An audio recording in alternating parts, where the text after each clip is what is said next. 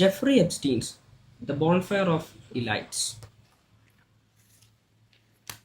ലോകം മൊത്തം ചർച്ച ചെയ്യുന്നത് ഇന്നത്തെ വൻകിട ശക്തികളായിട്ടുള്ള ഡൊണാൾഡ് ട്രംപിനെ പോലത്തെ, പണക്കാരുടെ പണക്കാരനായിട്ടുള്ള എലോൺ മസ്കിനെ പോലത്തെ, ബിൽ ഗേറ്റ്സിനെ പോലത്തെ വലിയ വലിയ കക്ഷികളെ മുൾമുനയിൽ നിർത്തിയിട്ടുള്ള 2000-ഓളം വീഡിയോകളും 1,50,000 പിക്ചറുകളും അടങ്ങുന്ന 35 ലക്ഷം പേജുകളുള്ള ജെഫ്രി എപ്സ്റ്റീൻ ഫയലുകളാണ്.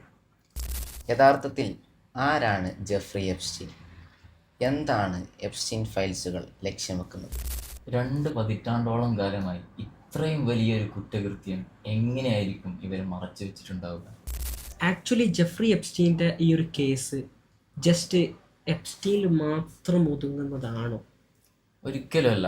കാരണം ഈ ജെഫ്രി എപ്സ്റ്റീൻ്റെ ഈ കേസ് ലീക്കാവുന്ന ആ ഒരു സംഭവം എനിക്ക് ഓർമ്മ വരുന്നത് എന്താ വെച്ചാൽ, 1970-കളിൽ ലോകപ്രസിദ്ധനായ എഴുത്തുകാരൻ എഡ്വാർഡ് സെയ്ദ്, അദ്ദേഹത്തിൻ്റെ വളരെ പ്രസിദ്ധമായ ഒരു പുസ്തകം ദ ഓറിയന്റലിസം എന്നുള്ളത്. ആ പുസ്തകത്തിൽ അദ്ദേഹം വളരെ വ്യക്തമായി തന്നെ ഒരു വെസ്റ്റേൺ കൺട്രീസ് എങ്ങനെയാണ് ഇസ്ലാമിനെ സമീപിക്കുന്നത്, എങ്ങനെയാണ് ഇസ്ലാമിനെ പഠിക്കാൻ വേണ്ടി അപ്രോച്ച് ചെയ്യുന്നത് എന്നുള്ളതിനെ കുറിച്ചുള്ള ചെറിയൊരു വിവരണം അദ്ദേഹം പ്രതിപാദിക്കുന്നുണ്ട്. അതിൽ അദ്ദേഹം വളരെ വ്യക്തമായി പറയുന്നത്, the west study Islam to cover up the western imperialism. They accuse us of what they are guilty of. യഥാർത്ഥത്തിൽ ഇവർ ഇസ്ലാമിനെ പഠിക്കാൻ വേണ്ടി ശ്രമിക്കുന്നത് ഇവർ ചെയ്തു കൂട്ടുന്ന ഈ കുറ്റകൃത്യങ്ങളെ പ്രത്യേകിച്ച് മുസ്ലിങ്ങളുടെ മേൽ ഇവർ ചുമത്തിക്കൊണ്ടാണ് ഇവർ ഇസ്ലാമിനെ പഠിക്കാൻ വേണ്ടി ശ്രമിക്കുന്നത്. ഇസ്ലാമിനെ കുറിച്ചുള്ള വലിയ ആരോപണങ്ങളായിട്ട് ഇവർ പറയുന്നത് ഇസ്ലാം ഒരു മിസോജിനിസ്റ്റിക് റിലീജിയൻ ആണെന്നുള്ളത്, സ്ത്രീവിരുദ്ധ റിലീജിയൻ ആണെന്നുള്ളത്. അതുപോലെ തന്നെ മറ്റൊരു കാര്യമാണ് പ്രവാചകനെതിരായിട്ടുള്ള ആരോപണങ്ങൾ. ഇപ്പോൾ പീഡോഫീലിയ എന്നുള്ളത്, പ്രവാചകർ സല്ലല്ലാഹു അലൈഹി വസല്ലമ തങ്ങളുടെ വിവാഹത്തെക്കുറിച്ചുള്ള ഓറിയന്റലിസ്റ്റുകളുടെ ആരോപണങ്ങൾ, അതെന്നും പ്രവാചകനെതിരെ കടുത്ത ആരോപണമായിട്ട് അവർ ഉന്നയിക്കുന്ന ഒരു സംഭവമാണ്. അതോടൊപ്പം വായിക്കേണ്ട ഒന്ന് തന്നെയാണ് ഇൻഫിൽട്രേഷൻ.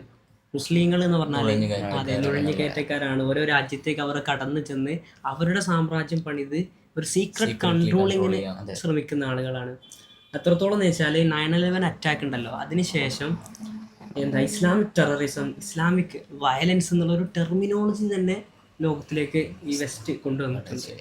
ഈ എപ്സ്റ്റീൻ ഫയൽസിൻ്റെ ഈ വരവോടുകൂടി യഥാർത്ഥത്തിൽ നമ്മൾ ഈ ചർച്ച ചെയ്ത എല്ലാ കാര്യങ്ങളും, മിസോജിനി, സ്ത്രീവിരുദ്ധത ആണെങ്കിലും, ടെററിസം ആണെങ്കിലും, അതുപോലെ തന്നെ വയലൻസ് ആണെങ്കിലും, പീഡോഫീലിയ ആണെങ്കിലും, ഇവർ ഉന്നയിക്കുന്ന എല്ലാ ആരോപണങ്ങളും യഥാർത്ഥത്തിൽ ആർക്കാണ് സംഭവിച്ചുകൊണ്ടിരിക്കുന്നത് എന്നുള്ളത് ലോകം ഉറ്റുനോക്കിക്കൊണ്ടിരിക്കുകയാണ്. എപ്സ്റ്റീൻ കേസ് എടുത്ത് നോക്കുമ്പോൾ യഥാർത്ഥത്തിൽ എപ്സ്റ്റീൻ്റെ തുടക്കം എന്നുള്ളത് 19-ാം നൂറ്റാണ്ടിൽ അമേരിക്കയിൽ നടന്നിട്ടുള്ള ലൈംഗിക വിപ്ലവത്തിൻ്റെ ഭാഗമായിട്ടാണ്. അന്ന് liberation through rejection of structure എന്നൊരു തീമിലായിരുന്നു ആ വിപ്ലവം അരങ്ങേറിയിരുന്നത്.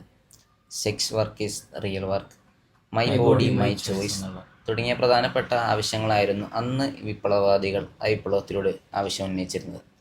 അതിനെ തുടർന്ന് അമേരിക്കയിൽ ഈ സാഹചര്യങ്ങൾ ഒത്തുവരികയും ഈ ഒരു അവസരത്തെ മുതലെടുത്തിട്ടാണ് ഒരു സാധാരണ അധ്യാപകനായിരുന്ന ഒരു ജെഫ്രി എപ്സ്റ്റീൻ, മാത്തമാറ്റിക്സ് അധ്യാപകനായിരുന്നു, പിന്നീട് ലോകത്തെ വൻകിട ഭരണ നേതാക്കളുമായിട്ടും ശതകോടീശ്വരന്മാരുമായിട്ട് വലിയ ബന്ധം കാത്തു സൂക്ഷിക്കുകയും ആ ഒരു ബന്ധം അദ്ദേഹത്തെ വലിയൊരു മൾട്ടി മില്യണറായിട്ട് മാറ്റുകയാണ്. അക്ഷരാർത്ഥത്തിൽ പറയുകയാണെങ്കിൽ അന്ന് എഡ്വാർഡ് സെയ്ദ് അദ്ദേഹത്തിന്റെ പുസ്തകത്തിൽ എന്തോ പറഞ്ഞോ, 50 വർഷങ്ങൾക്ക് മുമ്പ് എന്ത് പറഞ്ഞോ അത് അതുപോലെ സംഭവിച്ചുകൊണ്ടിരിക്കുന്നത്. ഇപ്പോഴത്തെ കാലത്ത് ഈ ലോകം മൊത്തം ഭരിക്കാനുള്ള അധികാരമുള്ള ഡൊണാൾഡ് ട്രംപിനെ പോലത്തെ അധികാരികളും പണച്ചാക്ക് കൊണ്ടു നടക്കുന്ന എലോൺ മസ്കിനെ പോലത്തെ ആളുകളും, ഇനി ശാസ്ത്രീയ ലോകത്ത് നോക്കുകയാണെങ്കിൽ തന്നെ നമ്മൾ ആദരിക്കുന്ന ആളുകളായിട്ടുള്ള സ്റ്റീഫൻ ഹോക്കിങ് പോലും ഇതിന്റെ ലിസ്റ്റുകളിൽ വന്നിട്ട് 1, 2, 3 വയസ്സുള്ള ചെറിയ ചെറിയ കുട്ടികളെ ക്രൂരമായിട്ട് അവരുടെ കാമമായിട്ടുള്ള ആഗ്രഹങ്ങളെ തീർക്കാൻ വേണ്ടിയിട്ട് പ്രതിഷ്ഠയ്ക്ക് വെച്ച് അതിനെ നീചമായ രീതിയിൽ ക്രിയകൾ ചെയ്തിട്ട് എത്രത്തോളം എന്ന് വെച്ചാൽ ടി.ഡി. രാമകൃഷ്ണൻ അദ്ദേഹത്തിന്റെ ഫ്രാൻസിസ് എറ്റിക്കോർ എന്ന പുസ്തകത്തിൽ കാനിബിൾസ് എന്ന് പറയുന്ന ഒരു സമൂഹത്തിനെ പറയുന്നുണ്ട്. മനുഷ്യ മാംസം ഭക്ഷിക്കുന്ന ഒരു സമൂഹം. അതതുപോലെ ഇത്രയും വലിയ ആളുകൾ ഒന്നിച്ചിരുന്ന് മനുഷ്യ മാംസം ആ കുട്ടികൾ അറുത്ത് അതിൽ രസം കണ്ട് ആ മാംസം കഴിക്കുന്ന ഒരു അതെ അതെ മൃഗീയമായ ഒരു സംഭവമാണ് അവിടെ നടമാടിയിട്ടുള്ളത്. പക്ഷെ ഏറ്റവും കൗതുകകരമായ കാര്യം എന്താ വെച്ചാൽ ഈ വേൾഡ് പോലീസ്മാൻ എന്നറിയപ്പെടുന്ന ഈ US നടന്ന ഒരു കാര്യം, ഏറ്റവും വലിയ നേതാവായിട്ടുള്ള ട്രംപ് അധികാരത്തിനുണ്ടായിരിക്കെ എങ്ങനെയായിരിക്കും ഇവർക്ക് ഇത് ഈ പുറത്തുവിടാൻ, അതായത് ഈ ഗവൺമെൻറ് ഒഫീഷ്യൽസ് തന്നെ ഇത് പുറത്തുവിടുന്ന ഒരു അവസ്ഥ. പക്ഷെ എങ്ങനെയായിരിക്കും ഇവർക്ക് ഈ പുറത്തുവിടാനുള്ള ഒരു ധൈര്യം? ഇതിൻ്റെ പിന്നിൽ എന്തോ ഒരു നിഗൂഢ ലക്ഷ്യങ്ങളൊന്നും ഉണ്ടായിക്കൂടായില്ലല്ലോ എന്നുള്ളതാണ്. ശരിക്കും ഇതൊരു ട്രാപ്പാണ്.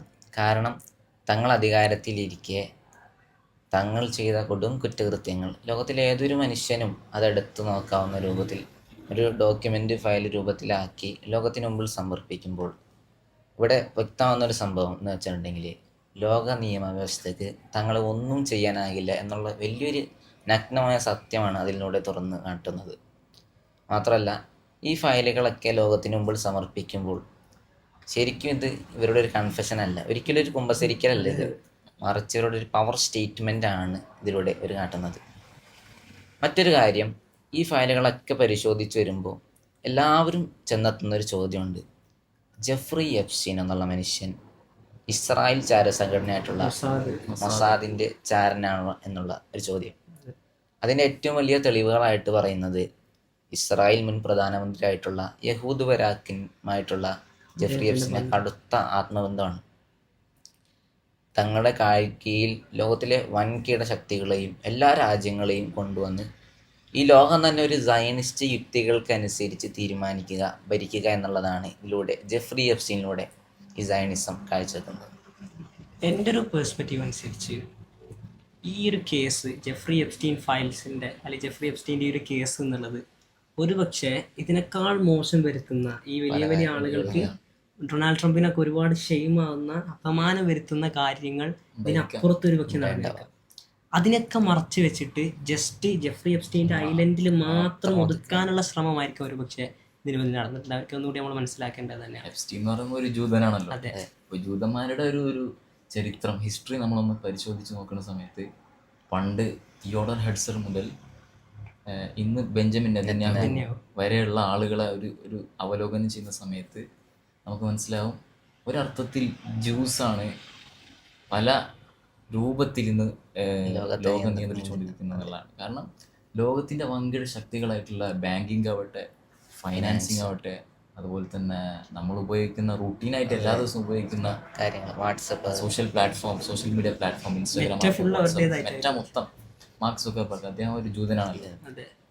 അതുപോലുള്ള കാര്യങ്ങൾ മുഴുവനും ഒരർത്ഥത്തിൽ ജ്യൂസിൻ്റെ കയ്യിലാണ്.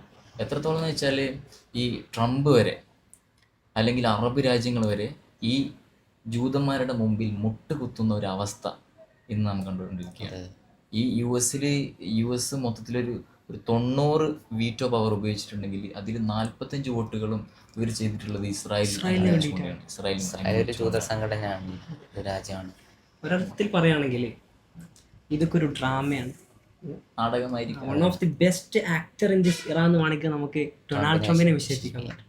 കാരണം എന്താ വെച്ചാൽ നമ്മുടെ ഈ ഇവരുടെ പ്രവർത്തനങ്ങൾ, ഇവരിവിടെ ചെയ്തിട്ടുള്ള ഓരോ കുറ്റകൃത്യങ്ങൾ നമ്മളൊന്ന് പരിശോധിക്കുകയാണെങ്കിൽ ഒരു സ്ട്രാറ്റജിക്കൽ മൂവ്മെൻറ്റിൽ എന്തൊക്കെ ചെയ്തിട്ടുണ്ട്. First destroy, then rebuild, then control.